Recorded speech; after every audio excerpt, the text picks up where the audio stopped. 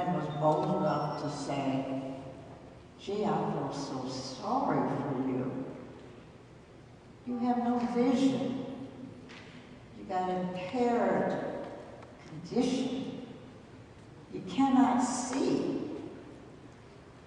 And I'm bold enough to ask you, what could be worse for you to have no sight? Her answer was, "If I had sight and no vision, that would be a terrible condition." Our honorees today have sight, vision, fortitude, and patience. And each one of them gives us an example of that as we look at their lives. The Reverend Dr. Frederick D. Haynes III is a pastor in Dallas, Texas. Pastors a large church there. And his bio is reflective of the many things he does.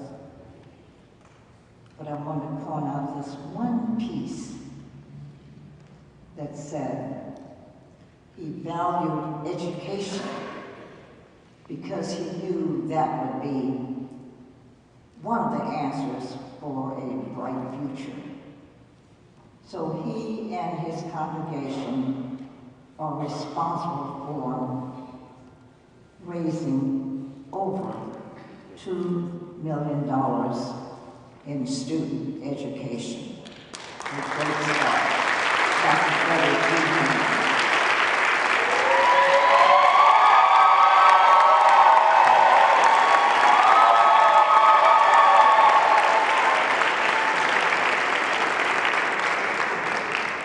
And he's smart enough to bring his own cheers for us.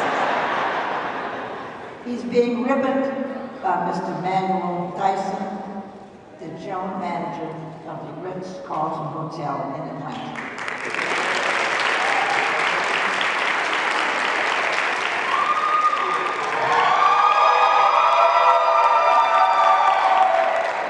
Thank you so much. Permit me to express my appreciation to the phenomenal woman herself, Zenona Clayton, for blessing me with this high honor and prized privilege. As a matter of fact, I am convinced that this hottie of a honey and honey of a hottie is a gift, not only to our time, but for all time. I will never forget several years ago, long before I had the privilege of meeting her and just falling in love with her, I was watching one of the documentaries featuring the life and legacy of the drum major for justice, Martin Luther King Jr., and I was blown away by the fact that it was January the 15th, 1968, the very last birthday celebrated by Dr. Martin Luther King Jr., that a surprise party was thrown for him.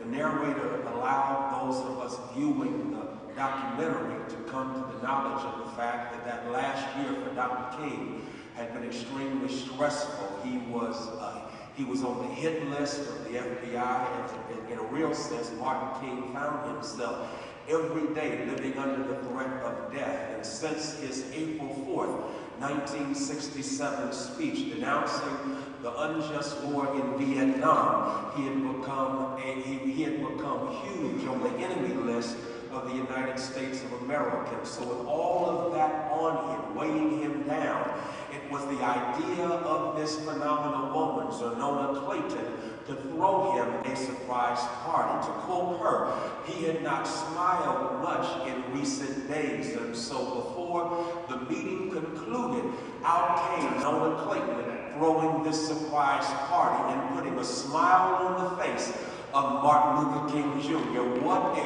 poetic metaphor for what our life is all about.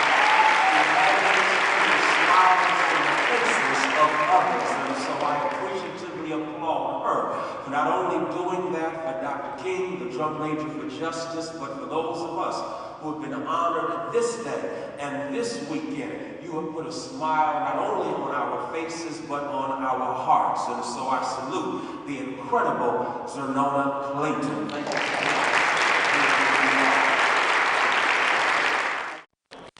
I'm here with one of our honorees for today, Pastor Dr. Frederick Haynes. How are you doing today? Doing well, Haley. Thank you so much. What does this award mean for you today? I don't have words yet. Number one, I consider myself a vicarious protege of Martin Luther King Jr., so to be here at Ebenezer, the atmosphere is just electric with so much in terms of history, so much in terms of how he impacted and has influenced my ministry, and now to get inducted into the International Civil Rights Hall of Fame, I mean, there are no words. And so this is like one of the highest honors of my life. And I mean, I don't know what to do but to go to heaven from here. Your acceptance speech was very inspirational.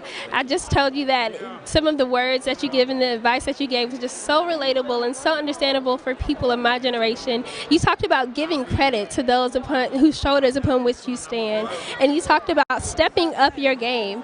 For a man of your stature who's done so much, who's already committed his life to giving and to serving, what does stepping up your game look like, or what advice do you have to people in my generation? Well, I mean, the bottom line is, there's still problems we face, and I think that all of us are called to be answers to the problems of this world. And so as long as there are problems, I got to step up my game. And so I love what Jay-Z would say, son said, Hov, how'd you get so fly? I said, I'm not afraid to fall out the sky.